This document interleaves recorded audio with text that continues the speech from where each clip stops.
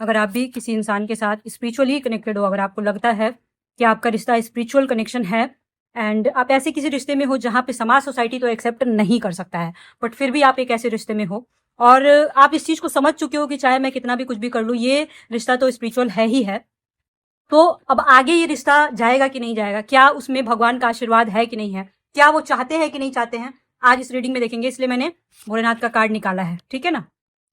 Face the challenges. देखो आप ये कार्ड देखो, इस कार्ड के अकॉर्डिंग सबसे पहले तो मैं ये बोलूंगी कि ये जिस भी रिश्ते में हो आप, सबसे पहले तो इस रिश्ते में बहुत बहुत बहुत अप्स एंड डाउन्स आपने देखे होंगे। एंड हिडन रिश्ता जो होता है ये ऑटोमेटिक बहुत चैलेंजेस होता है इसमें। एक्स्ट्रा मैरिटल अफेयर, ये जो भी झेल रहा है ये रिश्ते में जो भी है वही जानता है कि ये क्या होता है और क्या नहीं होता है, ठीक है ना।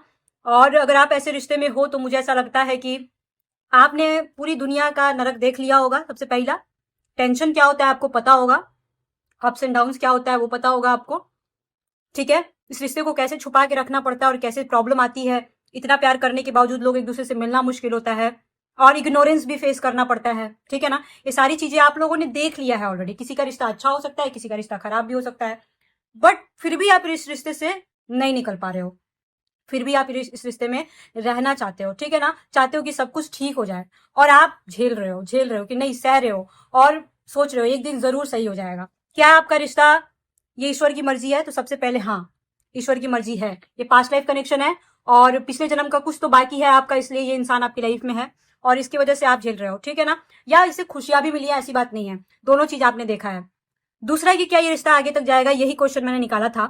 तो यहाँ पे बिल्कुल, यहाँ पे आ रहा है कि बहुत सारी खुशियां एक साथ आपकी लाइफ में आने वाली हैं। जितने स्ट्रगल आप फेस कर रहे हो सब रिमूव होने वाला है एंड जितने नेगेटिविटी है, आप इग्नोरेंस फेस कर रहे हो या किसी तरह का कोई प्रॉब्लम फेस कर रहे हो। अच्छा, यहाँ पे मुझे एक और energy I, I don't know ये किसके लिए है, बट ये सिर्फ रिलेशनशिप के लिए नहीं है।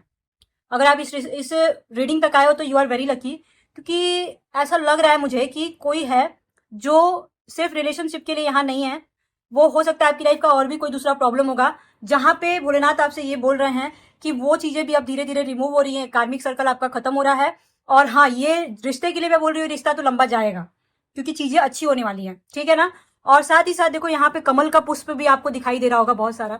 तो कहीं ना कहीं 2-3 देवी देवताओं का आशीर्वाद आपको मिल रहा है, भोलेनाथ का, माँ लक्ष्मी का, माँ सरस्वती का और नारायण का। ये चारों देवी देवताओं का आपको आशीर्वाद मिल रहा है कहीं ना कहीं।